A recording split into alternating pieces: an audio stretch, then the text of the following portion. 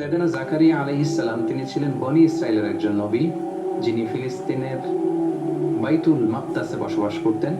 তিনি ইয়াহিয়া আলাইহিস সালামের পিতা ছিলেন এবং মারিয়াম আলাইহিস সালামের খালু ছিলেন, এবং পেশাগত দিক থেকে তিনি ছিলেন কাঠমিস্ত্রি। আল্লাহ রাসূল সাল্লাল্লাহু আলাইহি ওয়াসাল্লাম সুনান ইবনে মাজার একটা বর্ণনায় তিনি বলেন যে কানা জাকারিয়া নাজ্জারন, অর্থাৎ আল্লাহর নবী সাইয়েদনা জাকারিয়া আলাইহিস সালাম তিনি ছিলেন পেশায় নাজ্জার, অর্থাৎ দাওয়াতি কাজের পাশাপাশি নবুয়তের পাশাপাশি তিনি কাঠের কাজ করতেন বা কাঠ মিস্ত্রির কাজ করতেন। সাইয়েদনা জাকারিয়া আলাইহিস সালাম তিনি সাইয়্যিদাতুনা মারিয়াম আলাইহিস সালামের তত্ত্বাবধায়ক ছিলেন, অর্থাৎ তাকে তিনি লালন পালন করতেন। এই ঘটনাটা ঘটেছিল এভাবে, মারিয়াম আলাইহিস সালামের পিতার নাম ছিল ইমরান, যিনি বনি ইসরায়েলের অনেক বড় একজন ইমাম ছিলেন বা পাদ্রী ছিলেন, আর তার স্ত্রী এর নাম ছিল হান্না বিনতে ফাকুস। আর তাদের পরিবারে এসেছে মহিয়সী নারী মারিয়াম আলাইহিস সালাম। হান্না বিনতে ফাকুস যখন গর্ভবতী তখন তিনি মানত করেছিলেন যে হে আল্লাহ, আমার গর্ভে যে সন্তান জন্মাবে আমি তাকে বাইতুল মাকদাসের জন্য ডেডিকেট করব। কিন্তু তিনি যখন বেবি ডেলিভারি করলেন তখন তিনি দেখতে পেলেন যে তিনি কন্যা সন্তান জন্ম দিয়েছেন। এই ঘটনাটি আল্লাহ তাআলা সূরা আলে ইমরানে খুব চমৎকার ভাবে বলেছেন যে ইদ ক্বালাত ইমরাতু ইমরান রাব্বি ইন্নী নাযারতু লাকা মা ফি বাতনি মুহাররারান ফাতাকাব্বাল মিন্নি। অর্থাৎ হান্না বলেছিল, হে আল্লাহ, আমার পেটে তুমি যে সন্তান দিয়েছো এটাকে আমি বাইতুল মাকদাসের জন্য মুক্ত করে দিলাম, দিয়ে দিলাম, সে বাইতুল মাকদাসের খাদেম হবে। ইন্নাকা আনতাস সামিউল আলিম, আল্লাহ তুমি সব শোনো, তুমি সব জানো। ফালাম্মা ওয়াদাআতহা, যখন তিনি ডেলিভারি করলেন বেবিটা, ক্বালাত রাব্বি ইন্নী ওয়াদাআতুহা উনসা, তিনি বললেন হে আল্লাহ, আমি তো কন্যা সন্তান প্রসব করেছি, কন্যা সন্তান দিয়ে আমি কিভাবে তাকে বাইতুল মুকদ্দাসের খাদেম বানাবো? আল্লাহ তাআলা তখন বললেন যে ওয়াল্লাহু আ'লামু বিমা ওয়াদাআত, যে সে কি ডেলিভারি করেছে এটা আল্লাহ তাআলা খুব ভালো করেই জানে। ওয়ালাইসা যাকারু কাল উনসা, অর্থাৎ হে হান্না, তুমি বিচলিত হয়ো না, তুমি এমন মেয়ে জন্ম দিয়েছো অনেক ছেলেরাও তার মতো হতে পারবে না। ওয়া ইন্নী সাম্মাইতুহা মারিয়াম, আর হান্না বলল আমি এই কন্যা সন্তানের নাম রেখে দিলাম মারিয়াম। ওয়া ইন্নী উঈযুহা বিকা ওয়া যুররিয়াতাহা মিনাশ শাইতানির রাজিম, আমি তাকে এবং তার যে অনাগত ভবিষ্যৎ প্রজন্ম আসবে তাদেরকে আমি শয়তানের দুষ্ট খোঁচা থেকে আল্লাহর কাছে পানাহে রাখলাম। ফাতাকাব্বালাহা রাব্বুহা বিকবুলিন হাসান, আল্লাহ তাআলা মারিয়ামকে কবুল করে নিলেন। ওয়া আনবাতাহা নাবাতান হাসানা, আর মারিয়ামের মা মারিয়ামকে লালন পালন করতে লাগলো। ওয়া কাফফালাহা জাকারিয়া, আর মারিয়ামকে দেখভালের দায়িত্ব নিল জাকারিয়া। তাহলে সূরা আলে ইমরানের এই যে কয়েকটি আয়াত আমরা তেলাওয়াত করলাম, তার একেবারে শেষের দিকে আমরা যে তথ্যটি পেলাম সেটা হচ্ছে মারিয়াম আলাইহিস সালামকে দেখভালের বা তত্ত্বাবধানের কিংবা লালন পালনের প্রকৃত দায়িত্বটি পালন করেছেন বেসিকলি তার খালু জাকারিয়া আলাইহিস সালাম। কিভাবে তিনি দায়িত্বটি পেলেন? আমরা জানি যে মারিয়াম আলাইহিস সালামের পিতার নাম ছিল ইমরান, এবং তাদের ফ্যামিলির নামে আল্লাহ তাআলা কোরআনে একটা সূরা ডেডিকেট করেছেন, সূরা আলে ইমরান নামে।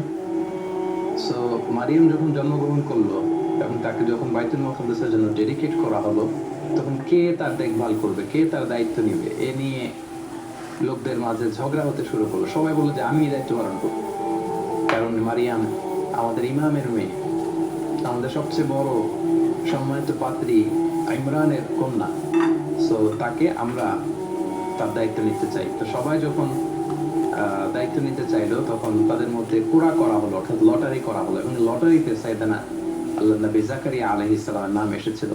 এই কথাটি আল্লাহ তাআলা সূরা আলে ইমরানে খুব স্পষ্টভাবে বলেছেন যে ইদ ইউলকুনা আকলামাহুম আইয়ুহুম ইয়াকফুলু মারইয়াম, তারা তাদের কলম ছুঁড়ে মেরেছিল যে কে মারিয়ামের দেখাশোনা করবে। ওমা কুনতা লাদাইহিম ইদ ইয়াখতাসিমুন, হে নবী, আপনি তাদের সামনে উপস্থিত ছিলেন না যখন তারা এটা নিয়ে ডিসপিউট করছিল, ঝগড়া করছিল। অর্থাৎ তখন সব পাদ্রীরা বা সব ইমামরা তারা তাদের নিজেদের কাছে নিজেদের ব্যক্তিগত কলম দিয়ে তারা তাওরাত লিখে রাখতো। সবাই যখন ডিসপিউট শুরু করলো, মতানৈক্য শুরু করলো যে আমরা নিতে চাই মারিয়ামের দায়িত্ব, জাকারিয়া আলাইহিস সালাম বললেন না আমি নিতে চাই, আমি তার খালো। অন্যান্যরা বললো যে না আমরা নিতে চাই।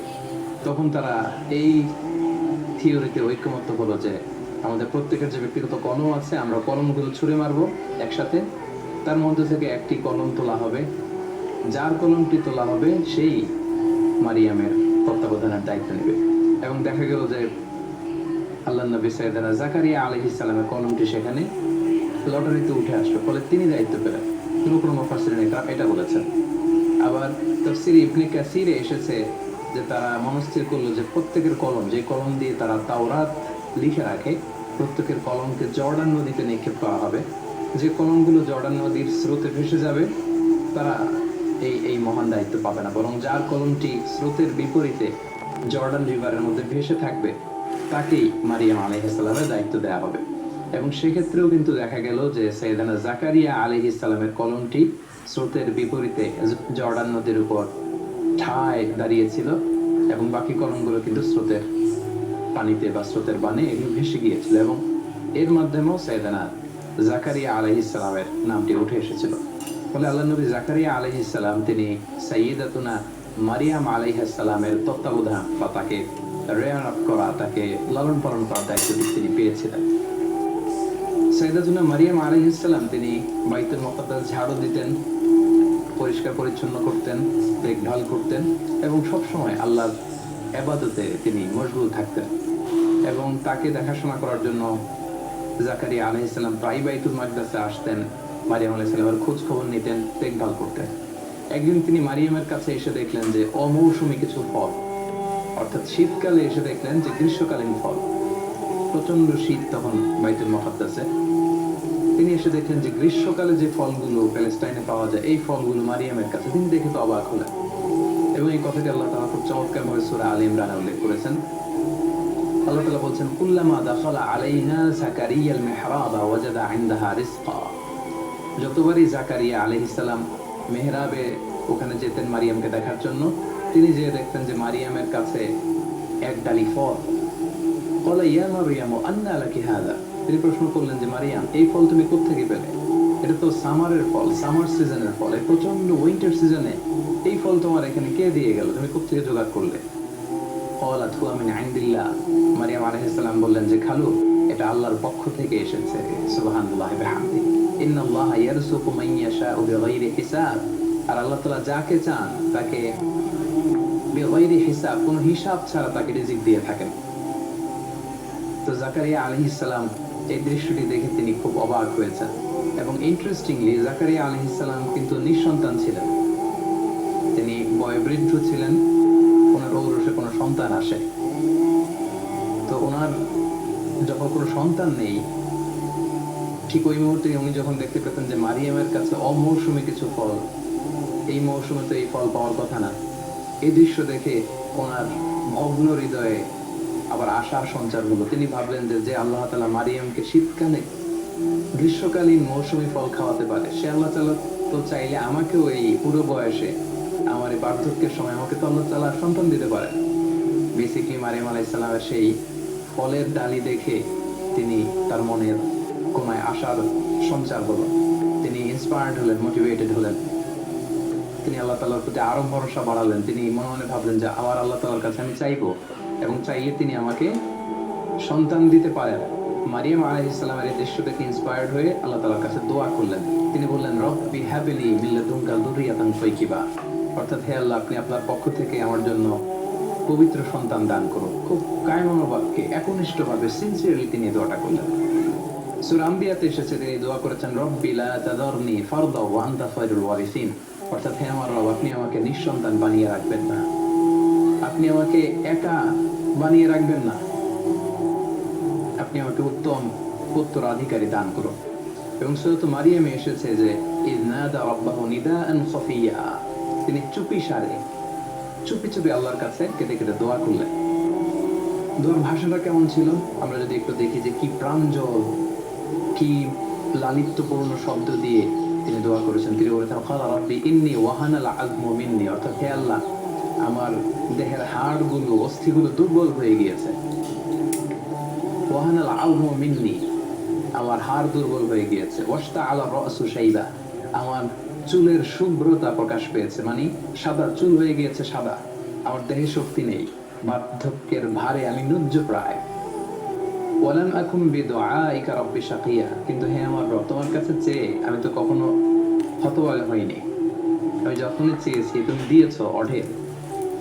ওয়া ইন্নী খিফতুল মাওয়ালিয়া মিন ওয়ারাই, আমার পরে আমার যে আত্মীয় স্বজন আছে তারা আমার এই দাওয়াতি কাজের এই পরম্পরা তারা বজায় রাখতে পারবে না, আমি ভয় পাচ্ছি, আশঙ্কা করছি তাদের ব্যাপারে, আমার ভাতিজা, আমার ভাগিনা, আমার অন্যান্য আত্মীয়দের ব্যাপারে। ওয়াকানাত ইমরাআতি আকিরা, আর আমার স্ত্রী হচ্ছে বন্ধা, সন্তান জন্মদানে সে অক্ষম। ফাহাবলি মিন লাদুনকা ওয়ালিয়্যা, হে আল্লাহ আপনি আপনার বিশেষ করম এবং ফজলে আপনার পক্ষ থেকে আমার জন্য একজন ওয়ালি, গার্ডিয়ান বা সন্তান নির্ধারণ করুন। এবং সুবহানাল্লাহি বিহামদি, আল্লাহ তাআলা সাইয়েদানা জাকারিয়া আলাইহিস সালামের এই কায়েমন বাক্যে করা দোয়াকে তিনি কবুল করে ফেললেন। উনি অত্যন্ত বার্ধক্যের ভারে নুজ্জল ছিলেন, বয়স্ক ছিলেন, ওনার স্ত্রী ছিল বন্ধা, কিন্তু আল্লাহ তাআলা বললেন ফাস্তাজাবনা লাহ, আমি তার দোয়া কবুল করলাম, তার ডাকে সাড়া দিলাম। ওয়া ওয়াহাবনা লাহু ইয়াহইয়া, আর তাকে আমি একটা সন্তান দিলাম যার নাম হচ্ছে ইয়াহইয়া। ওয়া আসলাহনা লাহু যাওজা, আর তার স্ত্রীকে আমি সন্তান দানে সক্ষম বানালাম। সুবহানাল্লাহি বিহামদি। এবং এই সুসংবাদটা, এই গ্ল্যাড টাইডিংসটা এসেছিল তখন যখন তিনি বাইতুল মাকদাসের মিহরাবে দাঁড়িয়ে সালাত আদায় করছিলেন। আল্লাহ তাআলা বলছেন ফানাদাতুল মালাইকাতু ওয়া হুয়া কাইমুন ইউসাল্লি ফিল মিহরাব, মিহরাবে যখন তিনি নামাজ আদায় করছেন হঠাৎ ফেরেশতাদের এক দল এসে বলল